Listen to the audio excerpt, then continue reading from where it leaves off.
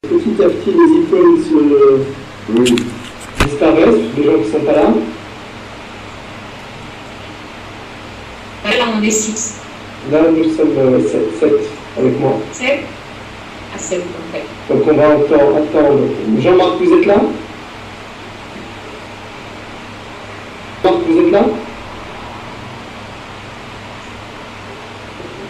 Écoutez, il y a Yoda Skywalker, enfin c'est le pas voilà, nous sommes voilà, Luc Voulois.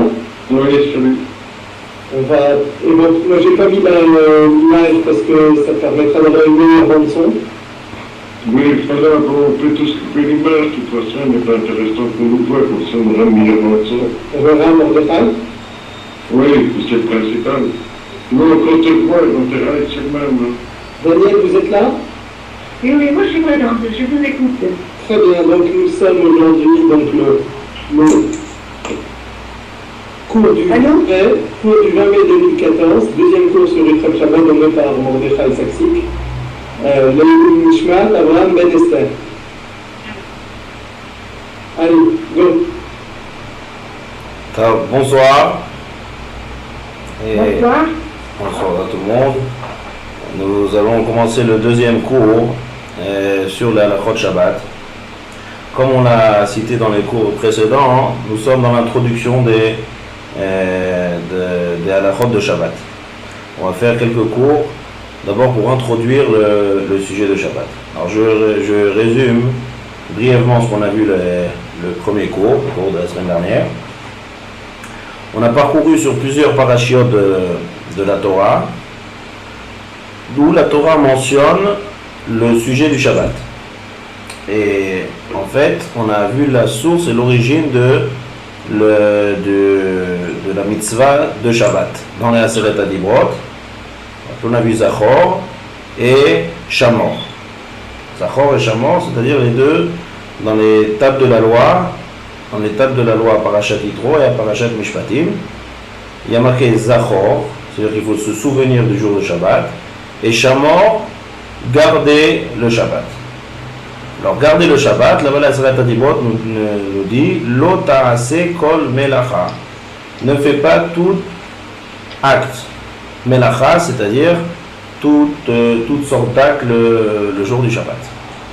Donc, ça englobe en fait le Zachor et le Shamor. Ça englobe les détails de l'observation du Shabbat, ou bien positif, ou bien négatif. Et en fait, toute la halachot, on les sépare dans ces deux manières, ou bien Zachor, ou bien Shamor.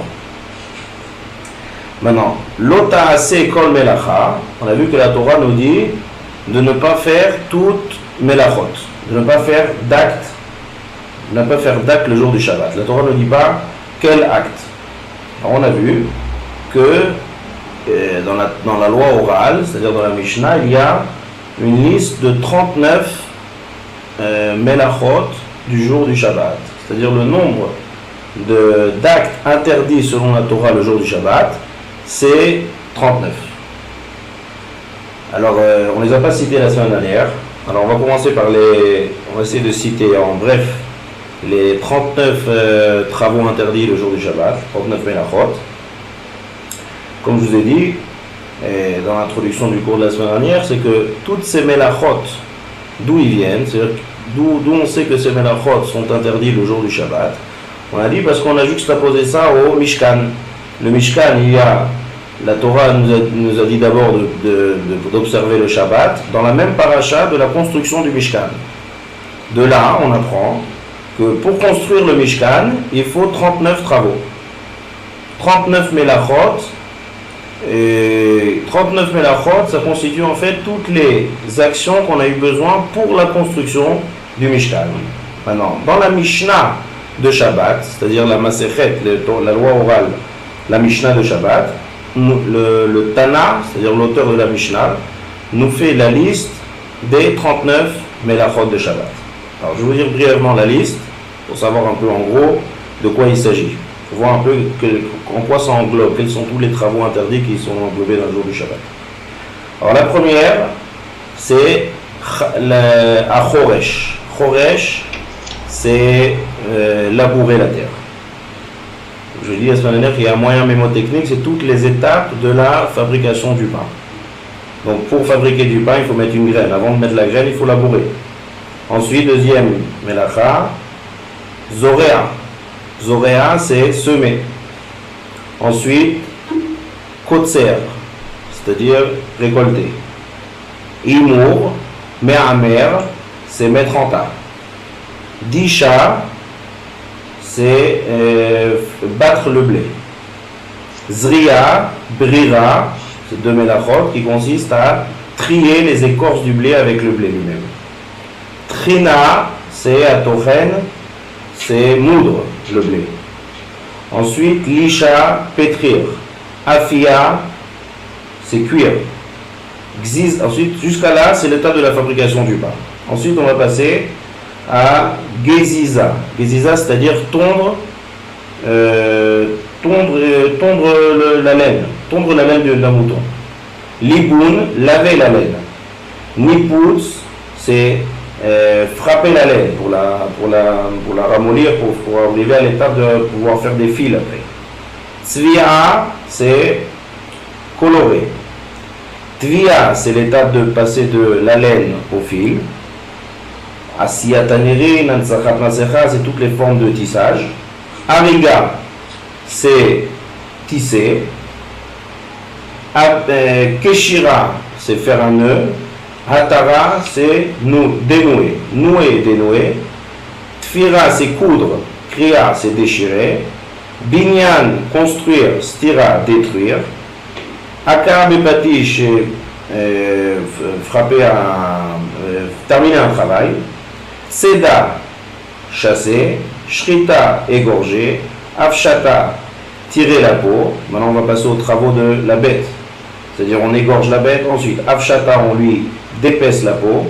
Ha'abada, on tanne la peau, on travaille la peau. Mechikatao, on rend la peau lisse.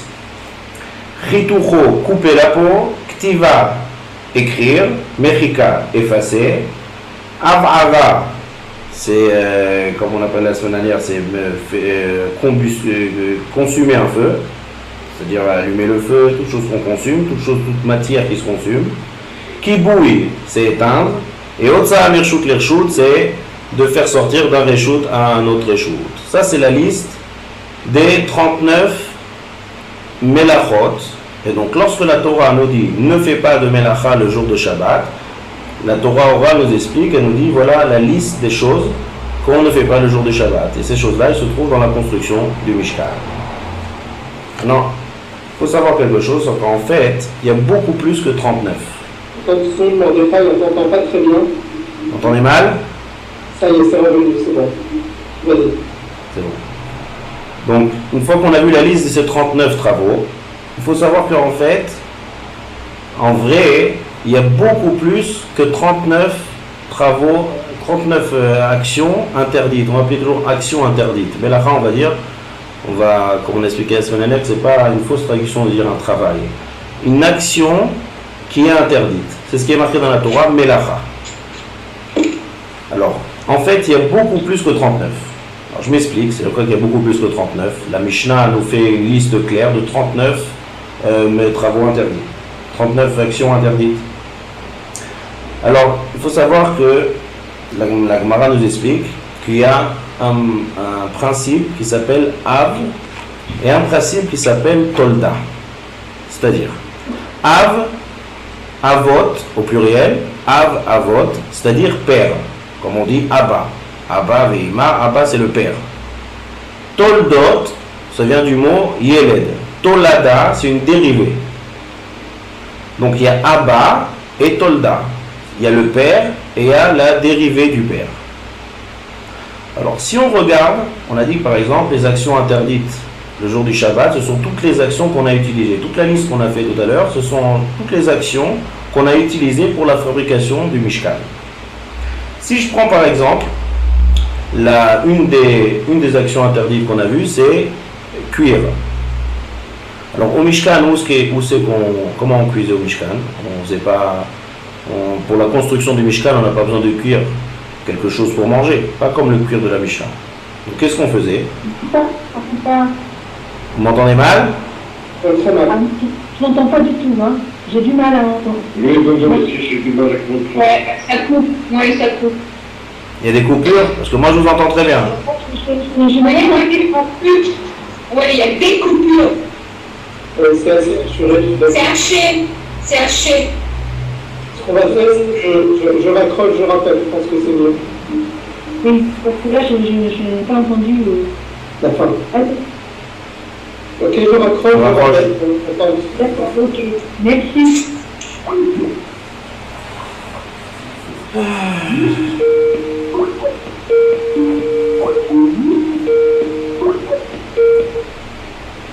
Allô?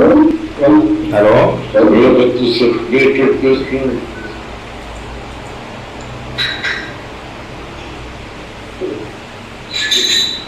Patricia, vous êtes mon histoire. Daniel aussi. Oui? Luc, vous aussi. Oui, j'arrive. Mordechai aussi. Vous me voyez? Voilà.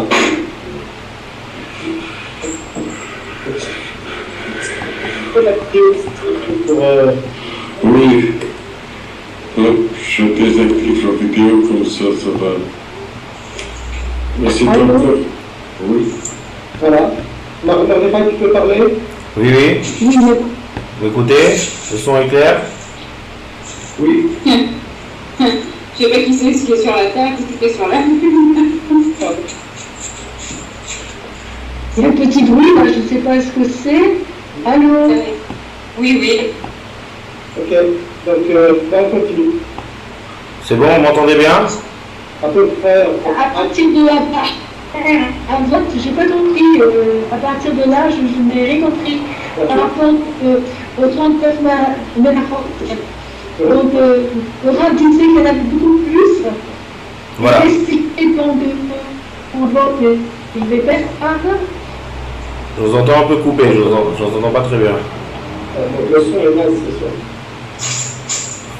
Et parce qu'en fait, c'est 39 travaux subdivisés. Voilà, j'étais en train d'expliquer qu'il y avait en fait plus que 39. Voilà. Voilà. Parce que Alors je continue? Oui. Qu'est-ce qu'on fait, Daniel? On continue? Oui. D'accord, on va essayer. J'ai mis à jour. Donc, on est en train d'expliquer qu'en fait, il y a beaucoup plus que 39 mélachot. C'est-à-dire que lorsqu'on est en train maintenant de décrire les 39 actions interdites selon la Torah. Quand la Torah m'a dit ne fais pas d'actes, en fait, ça consiste toute la shmirat à Shabbat. D'observer le jour de Shabbat, c'est de mise en garde de ne pas faire d'actions interdites. La Torah ne dit pas combien. La Mishnah nous dit qu'il y a une liste de 39. Et en fait, il y a beaucoup plus que 39. Donc j'étais en train de donner un exemple. Et j'ai cité qu'il y a en hébreu une notion qui s'appelle Av et Tolda. Av, c'est le père. Tolda, c'est la descendance. C'est-à-dire le père et son fils. En bon français, c'est dérivé. Dérivé du père. Alors, qu'est-ce que c'est père ici? De quel père il s'agit?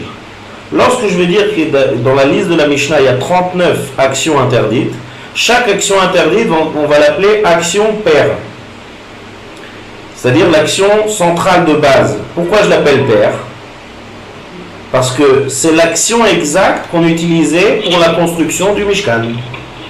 C'est en fait une action, quand on a commencé à donner l'exemple de cuir, au Mishkan on avait besoin de faire des tentures. Et avec des couleurs. Il y avait des pots, il y avait toutes sortes de pots pour recouvrir le Mishkan, et c'était coloré. Pour avoir cette couleur, on n'avait pas de peinture là-bas dans le désert. Donc il a fallu prendre des graines de couleur et les cuire. Donc voilà une action qui est vitale pour la construction du Mishkan. Donc cette action, on va regarder chaque action séparément. Cette action, c'est une action qui est paire. C'est-à-dire que je cuis une graine pour obtenir un résultat. Si par exemple maintenant, je veux faire une autre action, c'est-à-dire je ne veux pas cuire une graine, mais je veux cuire, on va dire, chez moi à la maison, on va dire une pomme de terre. Donc lorsque je cuis la pomme de terre, on ne va pas dire que c'est une action différente. On ne va pas dire comme ça. Au Mishkan, on cuit que des graines. on ne cuit pas de pommes de terre. Donc celui qui cuit une pomme de terre, c'est pas un interdit le jour du Shabbat.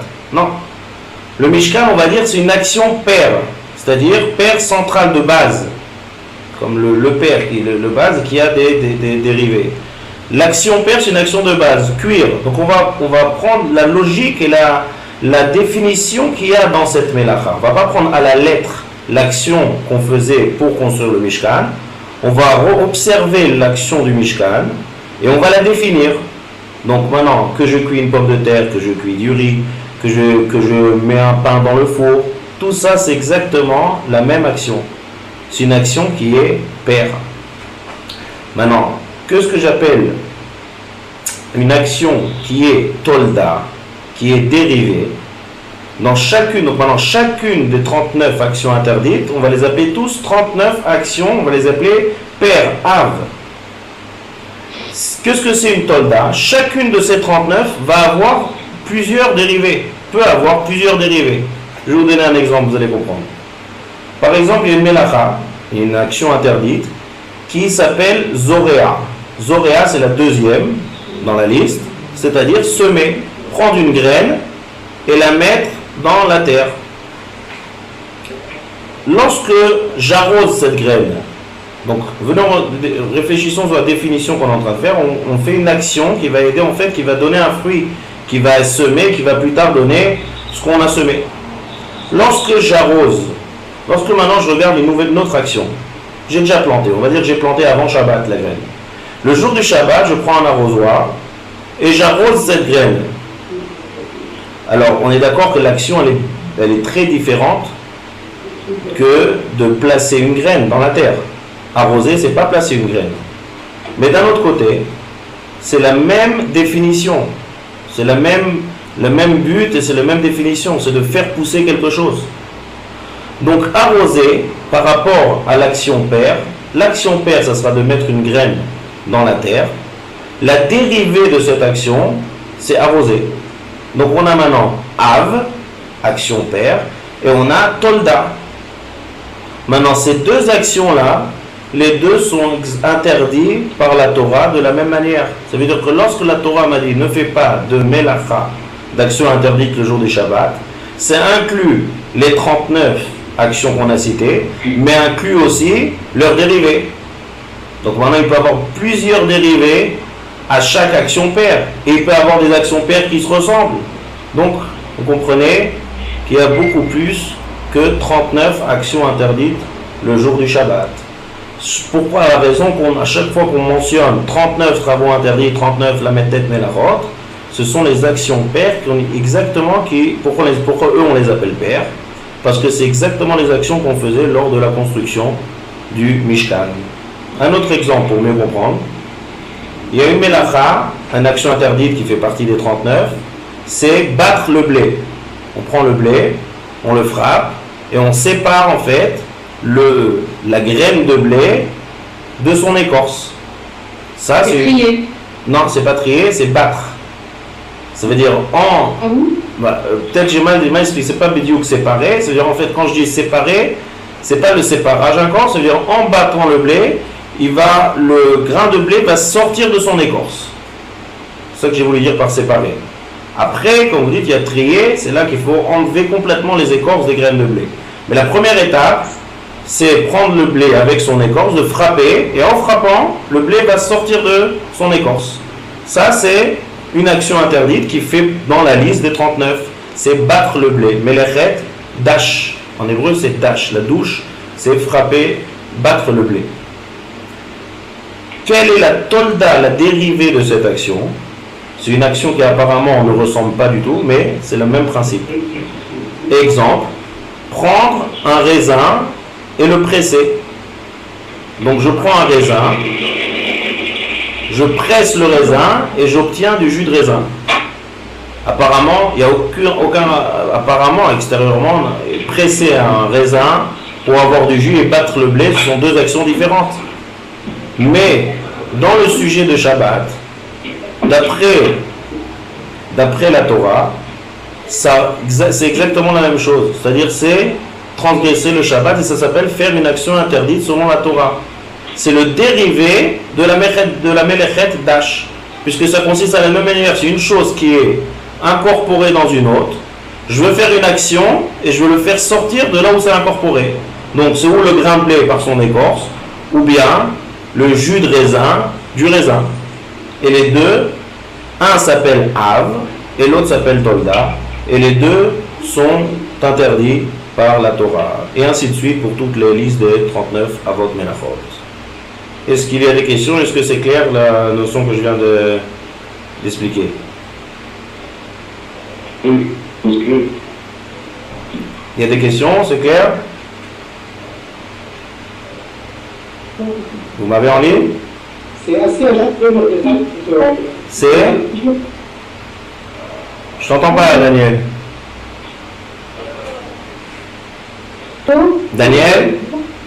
mais alors l'action Av, je l'ai comprise, mais la deuxième action qui est interdite, je n'ai pas trop bien assimilé le terme. Hein? La dérivée de l'action père? oui, c'est vrai. La dérivée. Donc, je ne vous entends pas. Vous pouvez me répéter? Je vous entends très mal. J'entends très mal. Dérivé, c'est Tol. Pardon? Soldat, Tolda. Je ne sais pas, c'est caché, je n'entends pas. soldat, Daniel. Soldat. Ouais. Tolda, ça vient du mot Yeled, c'est-à-dire qu'il y a le père et il y a l'enfant, le dérivé de l'action père. Donc il y a 39.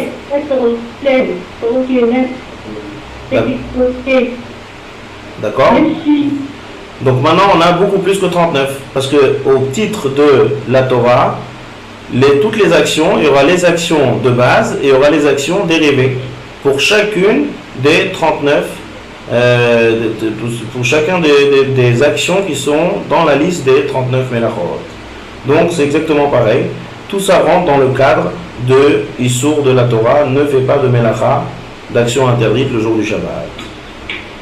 Donc bien sûr, au fur et à mesure des cours, on va voir chaque Av. Le but des shiurim d'étudier les actions interdites le jour du Shabbat, c'est d'étudier chaque action séparément. Et dans chaque action, on va définir l'action de père et l'action de base qui était au Mishkan. Et on va aussi apprendre tous les dérivés pour comprendre bien toutes les actions qui sont interdites de la Torah, qui tournent autour de chaque Melacha interdite le jour du Shabbat. Donc on continue. Lorsqu'on a parlé des choses qui sont interdites de faire le jour du Shabbat, qui sont en fait inclus dans le Shamor, de se mise en garde de ne pas faire d'action interdite le jour du Shabbat, il faut le savoir qu'à part les actions qui sont interdites d'après la Torah, il y a aussi beaucoup d'actions qui sont interdites par les Chachamim, c'est-à-dire par Chachamim, nos sages. La Torah, dans Parashat Re'eh, nous dit Lotasur minadavar asher yagidu lecha yamin usmol. La Torah nous dit, la Torah nous enseigne, Lotasur, ne dévie pas des enseignements des Chachamim, des sages, ni à droite, ni à gauche. C'est-à-dire que la Torah a donné une force aux Chachamim, aux sages, d'interdire des choses au-delà de ce que la Torah nous a interdit. Il y a un autre passage dans la Torah qui nous dit Veshamru et mishmarti.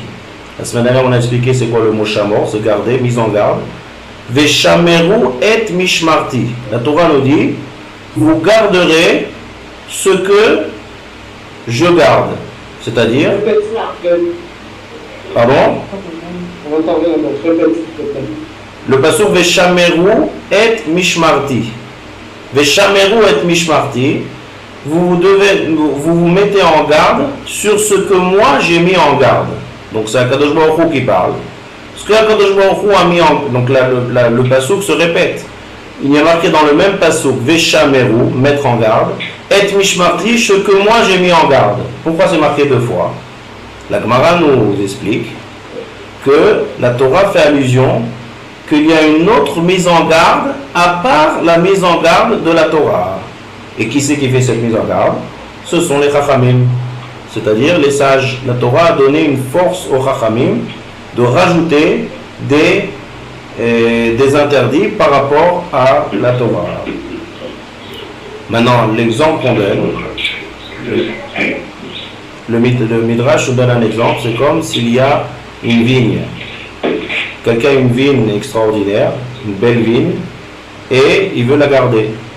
Donc pour la garder, il ne va pas laisser une vigne comme ça, un champ ouvert. Il va mettre une barrière tout autour de la vigne. Plus la chose est importante, plus on va mettre en système de mise en garde par rapport à la chose elle-même, à part la chose elle-même. Donc il n'y a pas de plus important que les lois de la Torah. Donc pour sauvegarder, pour renforcer les lois de la Torah a donné une force aux Chachamim d'instituer des lois aussi en dehors des lois de la Torah. Donc pareil pour le Shabbat. Lorsqu'on parle des actions interdites le jour du Shabbat, les Chachamim vont rajouter d'autres interdits pour renforcer l'interdit de la Torah.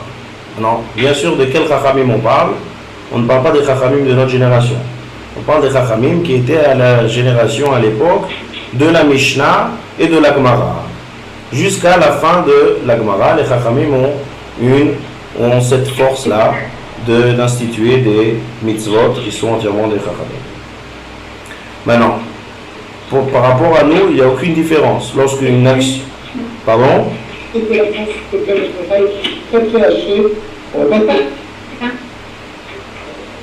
Je reprends.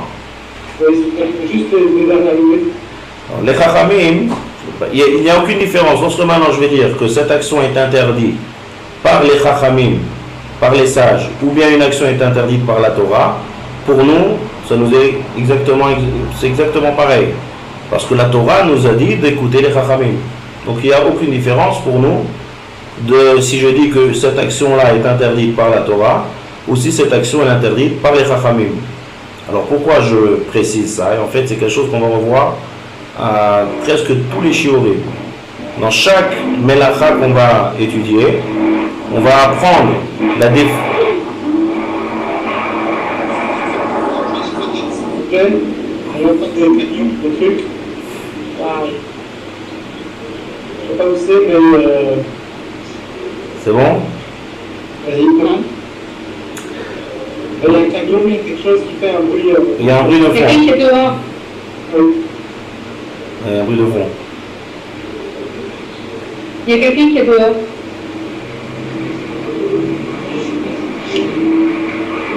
L'autre soir. Il faut fermer la fenêtre aussi dans une voiture. Skype dans une voiture, c'est un peu difficile. Ouais. Non, c'est très bien. C'est le portable, ça m'arrive aussi. Ah ouais. On continue. On continue.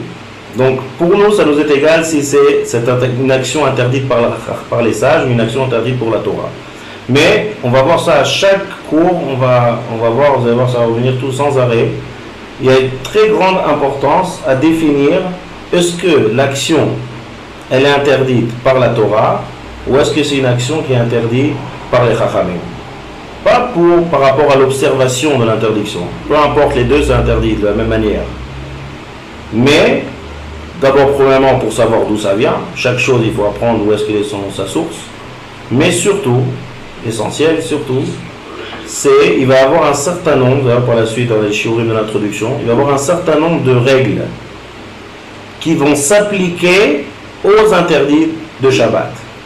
Et là, il va y avoir une très grande différence entre les interdictions qui sont des Chachamim et les interdictions qui sont de la Torah. Donc, d'où l'importance, donc c'est très important d'apprendre chaque chose, quelle action est interdite par la Torah et quelle action est interdite par les Chachamim. Encore une fois, pas pour nous, pour l'observation, c'est exactement pareil, on ne peut pas dire, bon, c'est les Chachamim qui ont interdit ça, donc c'est moins fort. Au niveau de la Torah, c'est exactement la même chose. Seulement, c'est très important pour utiliser des règles. Je vais vous donner un exemple, pour prendre un exemple parmi tant d'autres, on fait beaucoup d'exemples. Lorsque quelqu'un fait un interdit le jour du Shabbat, fait une action interdite, les Chachamim ont institué qu'on n'a pas le droit de profiter de cette action. C'est-à-dire, si quelqu'un cuit un plat le jour du Shabbat, on va dire bémézide volontaire, on ne va pas rentrer dans les détails maintenant, mais si quelqu'un a cuisiné, on ne peut pas manger ce plat qui a été cuisiné. Maintenant, cuisiner, c'est une action qui est interdite par la Torah. Mais si quelqu'un fait une action qui est interdite par les Chachamim, eh ben on aura le droit de profiter. Voilà un exemple parmi tant d'autres. On applique par exemple une règle de... On ne parle pas de l'action. L'action a déjà été faite. Maintenant, est-ce que je peux profiter le jour du Shabbat de cette action? Voilà une différence entre l'action, si c'est une action de Shabbat, j'aurais pas le droit de la Torah, j'aurais pas le droit de profiter, mais si c'est une action de Chachamim, je peux profiter. Un exemple parmi tant d'autres pour voir qu'il y a plein de règles, et là ça va être très différent. Et donc pour savoir, maintenant le but de ces shiurim, c'est de savoir pendant toute la journée de Shabbat où je fais une grande quantité d'actions, j'ai besoin de savoir quelle action est permise, quelle action est interdite. Donc la première chose, des choses que j'ai à faire, c'est définir d'abord à quelle action j'ai à faire. C'est une action de la Torah, action interdite de la Torah ou action interdite des Chachamim. Et après ensuite appliquer tout un système de règles qu'on va étudier Bezrat Hashem par la suite. Et ensuite de savoir est-ce que ce que je suis en train d'entreprendre le jour du Shabbat, maintenant à cet instant, c'est permis ou c'est interdit. Pour pouvoir répondre à ces questions, la première chose des choses à faire, c'est d'abord définir de quoi il s'agit, de quel type d'action il s'agit. Maintenant, on va essayer maintenant de développer un peu quelles sont les actions que Chachamim ont interdit le jour du Shabbat. Vous savez qu'il y a une très grande différence entre la Torah et les Chachamim. Une des différences, lorsque la Torah nous interdit quelque chose, parmi tous les 613 mitzvot, lorsque la Torah nous dit de faire une action positive, mitzvat assez, et lorsque 248, et lorsque la Torah nous dit de ne pas faire une action, c'est-à-dire de ne pas faire une action, c'est-à-dire du côté négatif, l'ota assez, qui sont 365, l'homme ne doit pas être amené à expliquer pourquoi la Torah nous a dit de faire cette chose-là et pourquoi la Torah nous a interdit. Raison évidente, la Torah nous dépasse complètement. Donc l'homme ne peut pas donner une explication à une loi qui se trouve dans la Torah. C'est pas rationnel. Voilà. C'est-à-dire rationnel. Rationnel, vous entendez les chukim, les lois qui sont sans raison. Voilà, c'est ça. C'est ça, ça veut dire toutes les lois de la Torah. Oui, si on veut, oui. C'est un rapport, mais c'est pas... Oui, c'est un peu choukim, oui. Alors moi, justement, ce que je veux vous rajouter maintenant, c'est pas seulement les chukim. Il y a des lois qui sont chok. Chok, c'est-à-dire, par exemple, on ne met pas le chatnez. On n'a pas le droit de mettre un habit qui est fait en laine et en lin. Alors ça, impossible d'expliquer. Il n'y a pas d'explication. Maintenant, je vous rajoute que même toutes les autres mitzvot, pas seulement ces chukim, on ne peut pas donner une explication. C'est-à-dire l'homme ne peut pas... C'est un chok. L'homme ne peut pas atteindre et comprendre pourquoi la Torah nous a dit de faire ces choses-là et pourquoi la Torah nous a interdit de faire cette chose-là. Maintenant, vous allez voir dans plusieurs livres et plusieurs sfarim, des Rishonim, des Chachamim, qui ont essayé de donner, par exemple le Sefer HaChinuch, qui ont essayé de donner des explications aux lois de la Torah. Mais ce sont des esprits, des Midrashim, des Chachamim, ce sont des explications pour nous éveiller et pour nous comprendre un petit peu l'importance qu'il y a des choses de la Torah. Mais ce n'est pas une explication claire comme un homme qui fait un acte, tu lui demandes pourquoi tu as fait cette chose-là, parce que telle et telle chose. On ne peut pas atteindre la profondeur et l'explication de chaque mitzvah de la Torah. Ça, c'est une approche. Voilà, c'est une approche. Voilà. C'est une approche pour éveiller notre attention ou pour nous permettre d'avoir plus d'enthousiasme par rapport à la mitzvah, pour avoir plus envie, toutes sortes de raisons. Le Sefer, un des Rishonim, il a écrit un livre sur toutes les mitzvot de la Torah. Il a essayé de donner à chaque fois une explication. Mais dans son introduction, il dit « Ne croyez pas que je vous ai tout expliqué. C'est une explication infinie, juste une toute petite approche pour essayer d'éveiller notre attention par rapport à la Torah. Mais on ne peut pas expliquer. Ça, c'est pour les choses qui sont dans la Torah. Par contre, lorsque le Chachamim nous interdisent quelque chose ou nous instituent quelque chose, il y a forcément une explication à cette chose. Puisque là, c'est les Chachamim qui ont dit cette chose-là. Donc il y a une explication. Donc, chaque fois qu'on va parler des Chachamim, on va essayer de comprendre pourquoi cette chose-là, les Chachamim ont interdit. Donc il y a un sens à chaque chose. Et vous allez voir qu'il y a c'est classifié selon plusieurs sortes sortes d'interdits des Chachamim. Alors là, j'ai essayé à peu près de regrouper les raisons. J'en ai trouvé à peu près 7. 7 raisons différentes que Chachamim ont interdit des choses de Shabbat. Alors regardez, je vais essayer de vous dire les 7 choses pour qu'on comprenne un peu l'approche de Chachamim par rapport au Isurim de la Torah et donner un exemple bien sûr à chaque classe d'interdits de Chachamim. Première chose, alors quand je donne des exemples, bien sûr, je ne suis pas en train d'enseigner cette halakha. Je donne juste un titre d'exemple pour qu'on puisse comprendre. Première chose, il y a des actes qui ressemblent au melachot. C'est-à-dire, il y a une action interdite de la Torah. Maintenant, il y a un acte qui ressemble. Quand je dis ressemble, je ne fais pas allusion à ce que j'ai dit tout à l'heure, aux dérivés. Vous vous rappelez les dérivés qu'on a parlé tout à l'heure, la tolada, ça ressemble, mais c'est l'action propre de la Torah. Je vous donner un exemple. Quelqu'un qui veut prendre il a une vaisselle. Maintenant, il faut tremper la vaisselle. Une vaisselle qu'on a achetée d'un non-juif, il faut la tremper. Maintenant, quelqu'un veut tremper cette vaisselle le jour, au mikvé. Il veut tremper cette vaisselle au mikvé le jour du Shabbat. Alors là, les Chachamim ont interdit. Pourquoi? Là, on est très loin de tremper un ustensile, une assiette au mikvé. Ça ne fait pas du tout partie des 39, la liste des 39 mélachot, ni dans les pères, ni dans les dérivés. Seulement, ça ressemble. C'est-à-dire, lorsque je construis un objet, donc maintenant, je suis quelque chose qui est en train de se construire, je ne peux pas l'utiliser. Une fois que j'ai fini la construction, je peux utiliser. Ça, c'est la mélacha de Shabbat. Pareil, j'ai une assiette. Avant de le tremper au mikvé, je ne peux pas l'utiliser. Une fois que j'ai pu la tremper, je peux l'utiliser. Donc, je fais un certain tikkun, je fais une certaine réparation. Maintenant, cet acte, il ne fait pas du tout partie des travaux interdits le jour du Shabbat.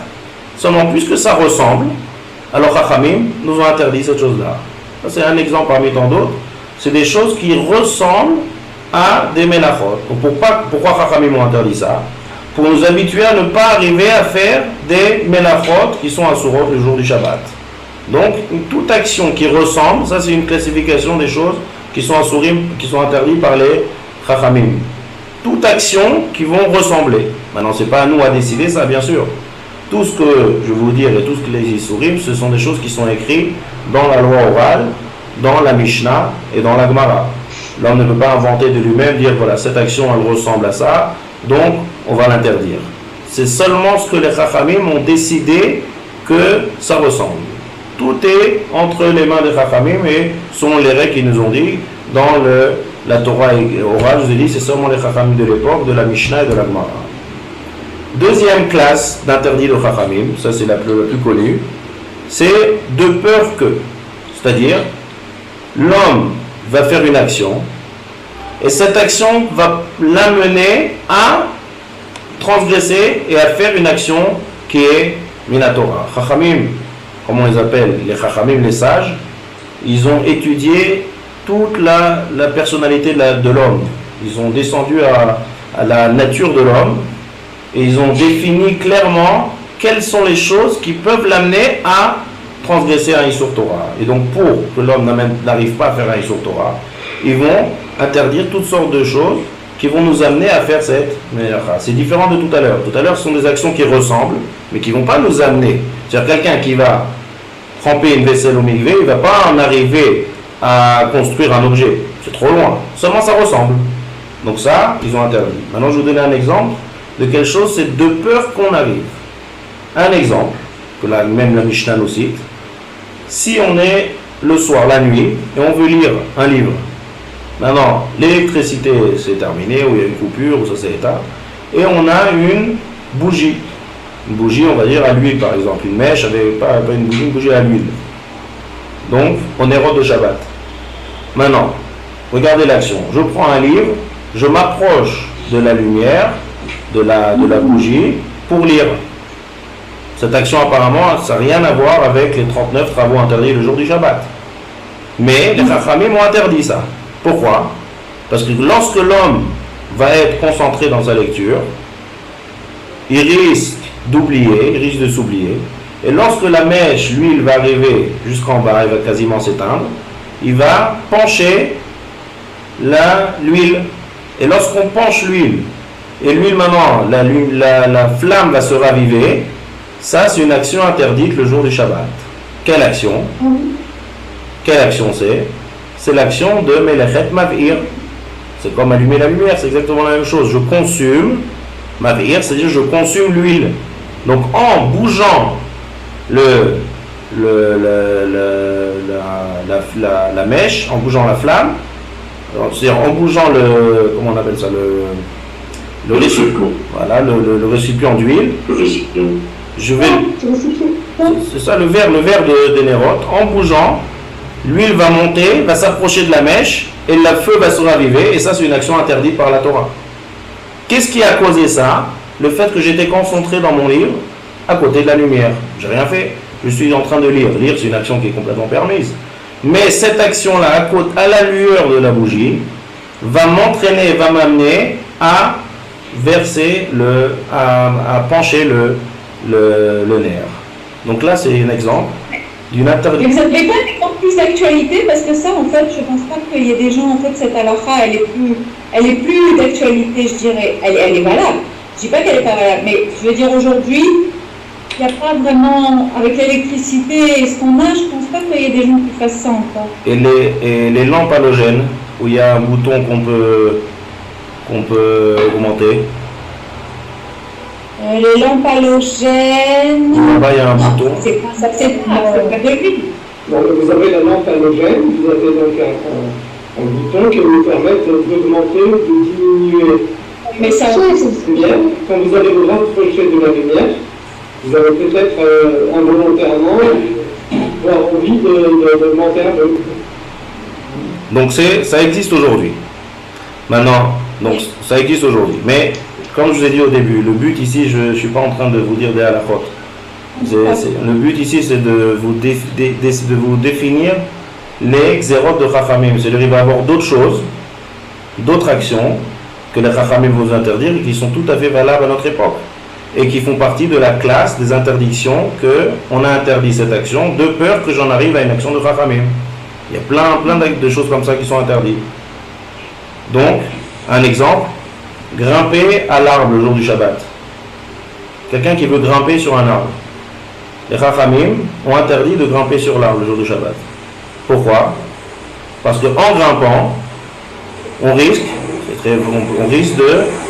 de couper, voilà, de casser une branche. Maintenant, casser une branche, c'est une action interdite le jour du Shabbat. C'est comme cueillir en fait. Casser une branche d'un arbre qui est vivant, d'accord? Casser une... Oui, il y a du bruit. S'il vous plaît, qui c'est qui fait du bruit là? On n'entend plus rien là. Ouais, il y a un bruit de fond. Il y a quelqu'un qui fait du bruit, je sais plus qui. Ah, ça va mieux. Vous m'entendez? Oui, parfaitement. J'entends, si vous voulez, votre fenêtre qui bouge, j'aurais l'impression que vous venez de chez vous. Non, il n'y a pas de fenêtre. Non, la fenêtre de mon écran. Il n'y a rien. Désolé. C'est bon, ça s'est arrêté. On y va. On continue. Donc, Montez dans un bus le samedi, est-ce que c'est péché? pardon? Monter dans un bus, un car, un bus. Alors, est-ce que c'est péché? Alors juste à titre que tout le monde sache, toutes les questions qui sont liées, qui sont pas directement liées à ce qu'on est en train d'étudier, on peut traiter ça ou bien à la fin du cours ou bien à un autre moment. C'est-à-dire c'est pas lié avec ce que je suis en train de parler directement, ce que vous demandez maintenant. D'accord, ok. Donc faut pas qu'on perde le sujet, faut pas qu'on perde le fil. On sort surtout avec des choses claires et précises. Donc maintenant la deuxième chose, d'accord, donc ça c'est une classe des choses, d'actions qui vont m'amener à faire une action des Chachamim. Maintenant, ça aussi pareil, il n'y a que les Chachamim qui savent exactement quelle action va amener l'homme à transgresser l'interdiction de la Torah et quelle action ne va pas l'amener. Vous savez que la Gemara raconte un grand Tana qui s'appelait Rabban Gamliel. Rabban Gamliel, la Gemara raconte que lui, il a entendu ses amis, en fait, parce que c'est un des Chachamim, il a entendu un de ses amis dire, qui en fait que la Lacha va être comme lui, qu'on n'a pas le droit de lire à la lueur de la lumière, comme on vient de dire tout à l'heure. Lui, il a dit, moi, je lis, et je ne vais pas pencher le nerf. Je vais faire attention. Vous m'interdisez de peur que moi, je fais attention. Donc je vais lire et je ne veux pas pencher. Donc, il a décidé de lire. Et il a dû prendre un livre très intéressant. Et il était captivé par la lecture. Et il a penché le nerf. Donc on ne comprend pas, cette action, c'est une action à l'époque. Aujourd'hui, on vit, comme vous avez dit, avec l'électricité. Et ça, c'est une action qui a été très courante. Donc lui, donc on voit ici un exemple, la Gemara raconte, le lendemain de Shabbat, il y avait à son époque le Beth Amikdash, à l'époque de Rabban Gamliel, il a parti chercher au marché d'acheter une bête, c'est-à-dire un keves, un mouton, et est parti comme ça au Beth Amikdash, amener ce mouton en tant que korban. Pourquoi korban? Parce qu'il a transgressé le Shabbat avec cette action-là d'être mavir, de consommer l'huile. C'était par shogeg, bien sûr. Il n'a pas fait ça de manière volontaire, mais il est arrivé par shogeg à pencher le mer, à arriver à une ménacha. Voilà un exemple. Donc devant tout le monde a dit, voilà le grand Rabban Gamliel amène un korban. Et là il a dit combien ils ont raison les Chachamim. Et combien les Chachamim connaissent la nature de l'homme. Et ce qu'ils ont interdit, ils ont bien réfléchi, bien étudié. Et ils ont dit cette chose-là va amener l'homme à transgresser le issur de la Torah. Donc le tafkid de Chachamim, c'est de nous garder, de ne pas transgresser les melachot de Shabbat. Donc ça, c'est un exemple pour comprendre la grandeur et la chokhma des Chachamim. Troisième chose, qu'on a parlé tout à l'heure, c'est le knas. Knas, c'est-à-dire comme une amende. Une amende, une punition. C'est ce qu'on a parlé tout à l'heure, par exemple, parce qu'on n'a pas le droit de profiter d'une action qui a été faite le jour du Shabbat. Donc là, pareil, si on t'interdit de profiter, on a parlé tout à l'heure de cuire, qui est l'action de Shabbat, si on t'interdit de profiter de ce que tu as cuit, donc ça va restreindre l'envie de cuire le jour du Shabbat, parce qu'on ne peut pas profiter de cette chose-là. Donc c'est encore une barrière par rapport au melachot de Shabbat. Encore une autre action, on a parlé de Shamor et on a parlé de Zachor. Zachor, tout ça ce qu'on a parlé jusqu'à maintenant, c'est le négatif. Ne pas arriver à transgresser, faire une action interdite. Il y a aussi le côté positif du Shabbat qui est Zachor, c'est-à-dire de l'importance du jour de Shabbat. Et donc, de ne pas profaner ce jour-là, l'importance du jour de Shabbat. Un des exemples de Chachamim interdit, par exemple, c'est ne pas parler de choses interdites le jour du Shabbat. Lorsqu'on ne parle pas, par exemple, il y a toutes sortes de choses qu'on n'a pas le droit de parler le jour du Shabbat. Tout ça, bien sûr, encore une fois, parler, ça n'a rien à voir avec les 39 travaux interdits. Mais Chachamim, on fait ça pour qu'on n'arrive pas à agir le jour du Shabbat. Lorsqu'on parle, il y a des choses claires qu'on n'a pas le droit de parler. Lorsqu'on n'a pas le droit de parler de ces choses-là, c'est-à-dire, par exemple, demain, je vais prendre la voiture et voyager là-bas, le fait de parler, c'est aussi Chachamim ont interdit. Et ça, c'est pas, par exemple, ils n'ont pas interdit de parler de peur que je vais prendre la voiture. Ça, non, c'est trop loin. Mais ils ont permis pour l'importance du jour du Shabbat. Le jour du Shabbat, c'est un jour kadosh, où on ne fait pas toutes sortes d'actions. Pour montrer, pour renforcer l'importance du jour du Shabbat, on ne parle pas aussi de choses précises, d'actions qui sont interdites le jour du Shabbat. Donc là, c'est encore un autre exemple, pour renforcer le jour du Shabbat, mais là, dans le côté positif de la grandeur du jour du Shabbat.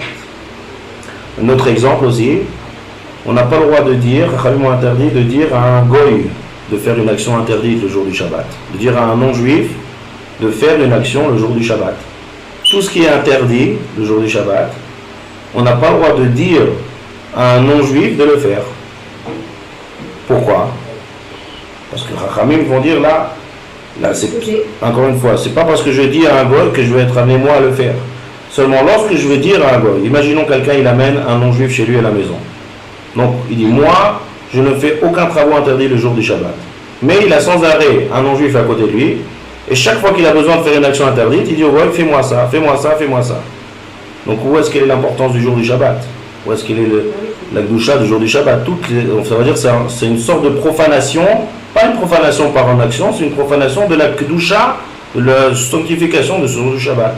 Donc, Chachamim ont interdit de dire à un goy de faire une action le jour du Shabbat. Maintenant, tout ça, c'est des exemples. Bien sûr, il y a beaucoup de... Dans tous les historiens de Chachamim, c'est très très restreint. Ça veut dire que dans chaque exemple que je vous ai donné, on a l'impression que c'est une multitude d'actions. C'est très restreint, c'est-à-dire qu'il y a des conditions. Il y a beaucoup de conditions. Et donc, c'est que dans des choses précises et précises. Dans tel cas et dans tel cas et dans telle condition, ce sera interdit par les Chachamim. Maintenant, une dernière chose, une dernière classification des Chachamim. Et là, sur ça, on va beaucoup plus s'attarder. Et dans les jours à venir, on va des règles. On a parlé des choses qui sont interdites le jour du Shabbat, des melachot, c'est-à-dire des actions interdites le jour du Shabbat. Maintenant, il faut savoir que même une action qui est interdite par la Torah, il y a toutes sortes de conditions qui vont faire que cette action, elle est interdite. Dès qu'une des conditions ne va pas être remplie, alors là, celui qui fait cette action-là, il ne fait pas une action interdite par la Torah. C'est-à-dire que, un exemple par exemple, on est en train de parler par exemple de, on va dire écrire. Écrire, j'écris avec ma main droite. D'accord? Lorsque quelqu'un qui est droitier, il va écrire avec la main gauche, alors là, c'est une action qui n'est pas interdite par la Torah. Donc là, regardez la différence. Là, l'action qu'il est en train de faire, c'est écrire. C'est-à-dire qu'il écrit de la main droite ou qu'il écrit de la main gauche, ça fait partie de la liste des 39 actions interdites. Seulement, il manque une condition. Donc maintenant, comprenez que ce qu'on va faire dans les cours à venir, c'est qu'on va étudier toutes les conditions, ça en fait des règles qui sont très importantes, pour savoir que toutes les conditions, pour dire que si toutes les conditions réunies se trouvent dans une action, alors là on va dire que cette action est interdite par la Torah. Mais s'il manque une condition A ou une condition B ou une condition C ou une condition D, alors là ça ne sera plus interdit par la Torah. Donc dans l'exemple que je vous ai donné, écrire avec la main gauche, ça sera interdit par les Chachamim. Pourquoi? Et là, on ne parle pas d'actions qui sont lointaines que les Chachamim ont eux-mêmes interdites. C'est une action de la Torah. Mais puisqu'elle n'est pas faite de manière normale, c'est-à-dire que, on va appeler ça en hébreu, ça s'appelle shinui, c'est-à-dire changement. C'est-à-dire un droitier, il n'écrit pas avec la main gauche. Donc écrire avec la main gauche, ça ne s'appelle pas écrire de manière normale. Donc puisque c'est de manière anormale, donc il manque une condition à l'action qui est interdite par la Torah. Donc maintenant, on descend de niveau et ça devient interdit par les Chachamim. Pourquoi j'ai mis ça à la fin, dans cette classification de Chachamim? Parce que c'est très différent de tout ce qu'on vient de voir avant. Là, c'est condition d'une action interdite qui n'a pas été remplie. Donc automatiquement, si la condition n'a pas été remplie, ça descend et ça devient interdit par les Chachamim. Je vais vous dire comment ça s'appelle en langage d'hébreu. En hébreu, on appelle ça Chayav et Patour. Qu'est-ce que c'est le mot Chayav? Avant d'arriver au mot Chayav et Patour, il y a deux mots qui sont beaucoup plus connus, Moutar et Assour. Moutar et Assour, je pense que tout le monde connaît. Moutar, c'est Heter, c'est interdit. Et Assour, excusez-moi, Moutar c'est permis. Et Assour, c'est interdit. Un moyen mémotechnique pour vous rappeler. Assour, comment on appelle un prisonnier en hébreu? Un prisonnier, on l'appelle Assir. On fait la bracha tous les matins. Birkot HaShachar, quand on se lève le matin, on fait une bracha. Baruch Ata Hashem Elokeinu Melech HaOlam, Matir Asurim, qui libère les prisonniers. Asurim, c'est quelqu'un qui est emprisonné, c'est-à-dire qu'il ne peut pas faire quelque chose, il est limité.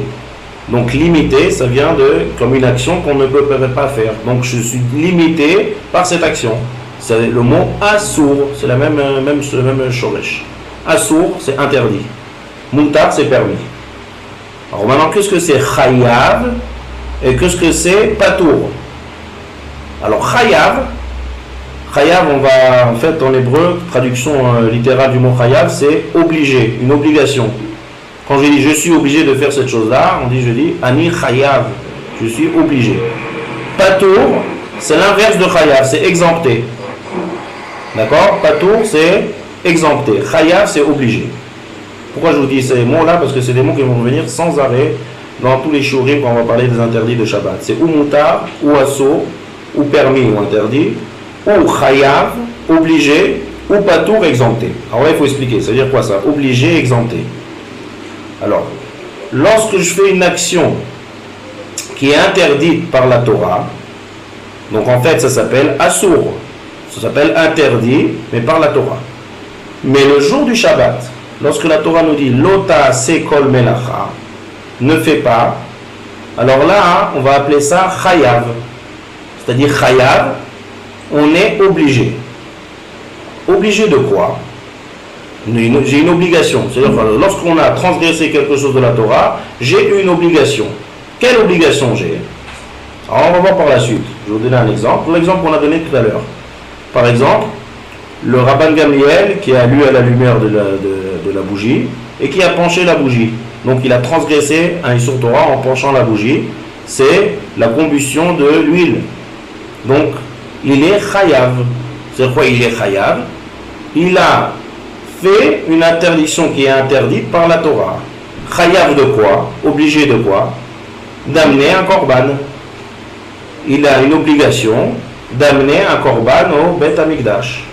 Aujourd'hui, il n'y a plus de Bet Amikdash, il n'y a plus de korbanot, mais le terme reste comme il est. C'est-à-dire chayav, en d'autres termes, chayav, il a transgressé un Issur Torah. Il y a d'autres encore niveaux, à part le shogeg, j'ai juste un type d'exemple. Lorsque, d'accord, donc c'est clair, le mot chayav, c'est-à-dire synonyme de dire interdit par la Torah. Lorsque maintenant je dis patour, je suis exempté du chiyuv, c'est-à-dire, en d'autres termes, je n'ai pas transgressé le issur de la Torah. C'est patour. Patour, ça veut dire que je n'ai pas transgressé le issur de la Torah. Mais ça ne veut pas dire que je n'ai pas fait d'interdiction. Ça ne devient pas mutar. C'est-à-dire on ne passe pas de exempté de issur Torah directement à mutar. Ça s'appelle dans le lachon de la Gemara patour aval assour. Tu es exempté, ça veut dire tu n'as pas rempli les conditions qu'il faut pour transgresser et dire que tu as fait une action qui est interdite par la Torah. Donc tu es patour, tu es exempté du chiyuv de la Torah, mais aval c'est mais en hébreu, patour, aval, assour, c'est interdit. Par qui? Par les chachamim. Ça c'est beaucoup plus évident et c'est compréhensible. Lorsque je fais une action le jour du Shabbat, qui ressemble exactement à l'action qui est interdite par la Torah, mais on va dire qu'il manque une condition, c'est sûr que Chachamim vont interdire cette chose-là, parce que c'est très très proche de l'action. Il suffit d'une petite condition, comme l'exemple que je vous ai donné tout à l'heure. Écrire avec la main gauche, ça ressemble énormément à écrire avec la main droite. Donc on ne peut pas permettre, on ne va pas dire que écrire avec la main droite c'est l'action qui est interdite par la Torah, je suis chayav. Si j'écris avec la main gauche, il manque la condition. Quelle condition? On va voir par la suite. Condition de faire une action qui est normale, pas une action anormale. Mais donc je sors du chiyuv, c'est pas tôt, mais c'est interdit. Ça rentre dans la case dans la définition des choses que Chachamim ont interdit lorsqu'il manque une condition qui est de la melacha qui est interdit le jour du Shabbat. Donc ça aussi, ça fait partie des définitions de Chachamim le jour qui sont interdites le jour du Shabbat. Donc en bref, c'est ça, toutes les actions, tout ce que je donnais, c'est un livre d'exemple pour vous comprendre comment c'est réparti toutes les interdictions des Chachamim et tout ce que les Chachamim ont fait par rapport au Issur de la Torah. Donc maintenant, tout ce on va voir par la suite qu'on va devoir apprendre en fait, c'est chaque chose, je vais réfléchir. Depuis que je me lève, depuis l'entrée du Shabbat jusqu'à la sortie du Shabbat, on fait une multitude d'actions. Chaque action, il va falloir que je définisse. Est-ce que cette action, elle est mutar, elle est permise?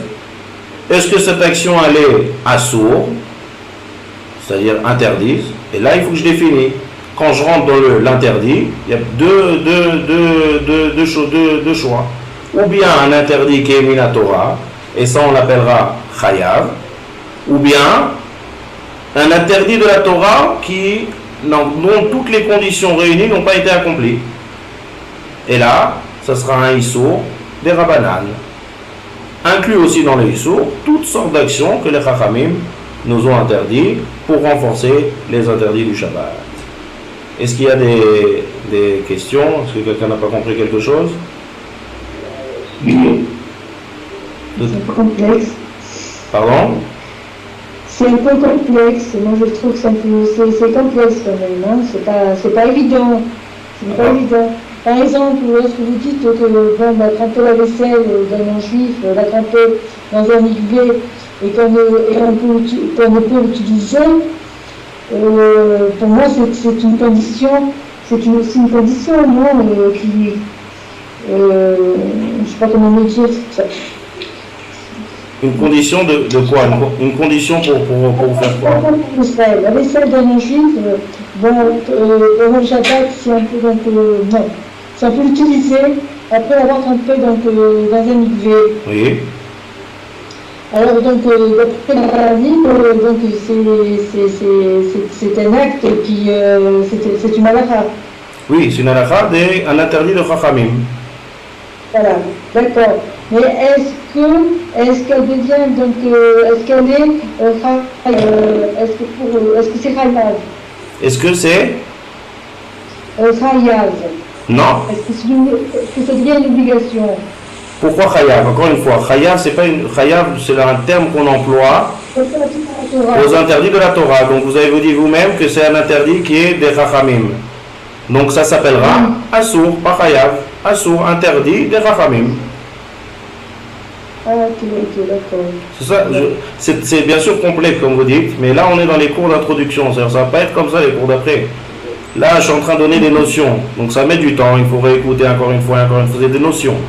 Les notions c'est toujours dur, c'est nouveau, c'est toujours dur, mais on peut pas sauter cette étape, parce que lorsque je vais arriver, je vais vous dire la halakha, ça va être beaucoup plus facile, je vais rentrer dans les détails, tout va être expliqué, commenté, mais je vais à chaque fois utiliser des notions de base.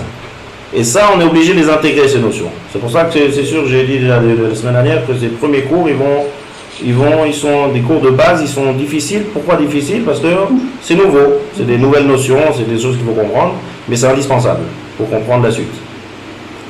Donc on répète, il y a il y a toutes sortes d'actions le jour du Shabbat. On va prendre un exemple. Quelqu'un, par exemple, il marche dans la rue. Si on définit ça, c'est une action qui est permise le jour du Shabbat. Il n'y a aucun problème. Lorsqu'il marche avec quelque chose dans la main, dans le Reshut Arabim, c'est-à-dire dans le domaine public, alors là, il est chayav. C'est-à-dire chayav. Quelle est la définition du mot chayav? Il fait un interdit de la Torah. Maintenant, il y a la même personne qui va marcher avec quelque chose dans la main, mais il va marcher dans un champ. Dans un champ de blé par exemple. Là, on va expliquer ça par la suite. Là, il est en train de faire un issour des Chachamim, pas de la Torah. Le issour de la Torah, il est que dans un domaine public. Donc vous voyez, il y a trois exemples là. Quelqu'un qui marche avec rien dans la main, quelqu'un qui marche avec quelque chose dans la main dans un domaine public, quelqu'un qui marche avec quelque chose dans la main dans un champ. Quatrième exemple, quelqu'un qui marche dans un domaine public avec quelque chose dans la bouche. Voilà, je vais donner 4 exemples. Ces 4 exemples, il y en a un qui est moutar, il y en a un qui est assour, il y en a un qui est chayav, et il y en a un qui est patour. Est-ce que c'est clair ou comprenez ce que je dis? Vous suivez? Oui. Donc ça, je donne un exemple pour concrétiser ce qu'on vient de voir, de manière plus simple. 4 personnes. Et dites-moi, si vous ne suivez pas ou vous ne comprenez pas, dites-moi, parce qu'il faut qu'on comprenne. Je simplifie la chose. Je donne 4 exemples. Une personne qui marche dans la rue, dans un domaine public, avec rien dans la main. Une personne qui marche dans le domaine public, avec quelque chose dans la main. Une personne qui marche dans un champ, pas dans un domaine public, en tant qu'exemple d'un champ. Et il y a une personne qui marche dans un domaine public avec quelque chose dans la bouche. Alors je vais expliquer les 4 choses. La plus évidente, c'est celui qui marche avec rien dans la main. Ça, c'est quoi? Comment ça s'appelle cette action? À vous de répondre. Comment ça s'appelle cette action? Quelqu'un qui marche dans la rue avec rien dans la main. Avec, pardon? Avec rien du tout dans la main. Il marche. Simplement, il marche dans la rue. Moutard, il a fait. Ça, c'est moutard. Ça veut dire que c'est une action qui est totalement permise. Il n'y a aucun problème. Mais lorsqu'il marche avec quelque chose dans la main, dans un domaine public, alors là, on passe de... Comment ça s'appellera ici? Assour. Plus encore. Plus encore, Khayav. Il a fait Khayav. Tout le monde a compris pourquoi Khayav? Parce que cette action, c'est une action qui est interdite par la Torah. C'est une des 39 Melachot de déplacer, il y a des critères, on ne rentre pas dans les critères, oui, déplacer, de marcher dans un domaine public avec quelque chose dans la main. Donc ça, c'est une action qui est interdite par la Torah, on va l'appeler Khayav. Ensuite, quelqu'un qui marche dans un champ de blé, pas dans un domaine public, comment ça s'appelle? Un sourd, tout court. Pas Khayav, pourquoi?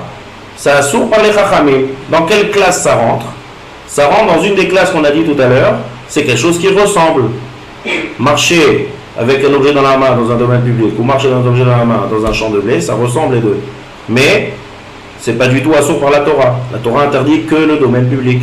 Donc là, les Chachamim ont interdit. Donc c'est quelque chose qui est assourd par les Chachamim. Maintenant, le 4e exemple que j'ai donné, marcher dans la rue avec un objet mais dans la bouche. Comment ça s'appelle ça? Dans quelle classification on va le mettre? Moutar, assour, Khayav ou Patour? Khayav. Pourquoi Khayav? Parce que donc c'est interdit aussi par la Torah d'avoir quelque chose dans la bouche. Alors, on est d'accord. Alors on est d'accord que mettre déplacer avec quelque chose dans la bouche, c'est bizarre. Donc si c'est bizarre, ça ressemble à l'exemple qu'on a donné tout à l'heure, quelqu'un qui écrit avec la main gauche. Donc dans quelle classification on va le mettre, cette action-là? Dans le moutard, dans le assour, dans le Khayav ou dans le Patour? Dans le Khayav. Pourquoi Khayav, encore une fois? Parce que c'est une transgression de la Torah et c'est tout. La Torah n'a pas interdit de faire des choses bizarres. Alors quand on a dit Melacha, il manque une condition. Quelqu'un qui sort dans la bouche, il fait quelque chose de bizarre. Quand on fait quelque chose de bizarre, ça ne rentre pas dans la Torah de faire une Melacha. C'est un exemple, c'est comme écrire avec la main gauche. C'est bizarre ce qu'il est en train de faire. Il sort avec quelque chose dans la bouche. Dans la bouche, c'est-à-dire, j'ai bien précisé, pas un chewing-gum ou quelque chose que je suis en train de manger. C'est-à-dire, je tiens par exemple une cuillère par le bout des dents comme ça dans la bouche. Et je me balade dehors. C'est bizarre ce que je suis en train de faire. Mais pourtant, je suis en train de transporter quelque chose dans le domaine public. Donc, il y a une action qui est interdite. Je déplace un objet dans le domaine public. Mais la manière dont je la fais, elle est bizarre. Donc, comment, je reprends encore une fois, je repose la question. Donc, comment je classifie cette action? Dans le moutard, assour, Khayav ou dans le Patour? Il y a fait dans le Patour. Oui. Pourquoi le Patour? Parce qu'il nous manque une condition. Il nous manque une condition dans l'action qui est interdite par la Torah. Il y a tout. Il y a le domaine public, il y a l'objet qu'on déplace, il y a l'homme qui se balade, il y a tout. Mais il manque quelque chose, il y a quelque chose de bizarre. Donc, dès qu'il manque une condition, c'est plus assour minatora, ça devient Patour. Mais c'est assour par les Chachamim. Voilà, c'est un exemple clair pour comprendre que ou bien on a une action qui est moutard, ou bien on a une action qui est assour par la Torah, ou bien une action dans les Chachamim. Il y a deux sortes de choses. Il y a des choses que Chachamim eux-mêmes ont interdit parce que ça ressemble, et il y a des choses que Chachamim ont interdit parce qu'il manque une condition à l'action de la Torah. Et en fait, là ce que je suis en train de vous dire, c'est en fait, tout tourne autour de ça. Toutes les halachot qu'on va étudier, c'est ça tout notre effort qu'on va devoir faire et qu'on va devoir étudier, c'est où mettre ces choses-là. C'est ce que je suis en train de faire, c'est permis, c'est interdit par la Torah, c'est interdit par les Chachamim. Une fois qu'on aura bien défini ces choses-là, on peut arriver à comprendre toutes les choses qui sont permises et interdites le jour du Shabbat. Quelqu'un veut rajouter? C'est bon? Oui. Merci beaucoup. C'est bon, Daniel, on s'arrête? On va s'arrêter là. Donc merci beaucoup. Le prochain cours aura lieu dans le dimanche À 20h. Dimanche soir. D'accord, ok. Dimanche, comme la dernière fois, c'était 20h, si je me rappelle. Ah oui. Voilà. Merci vraiment. Donc, Merci. Bonsoir à tout le monde. Koto, bonne soirée à tout le monde. Bonsoir. Merci, au revoir. Shabbat tov. Bonjour, Noël, bonjour. Au revoir. Au revoir. C'était l'enregistrement. Nickel. Ouais.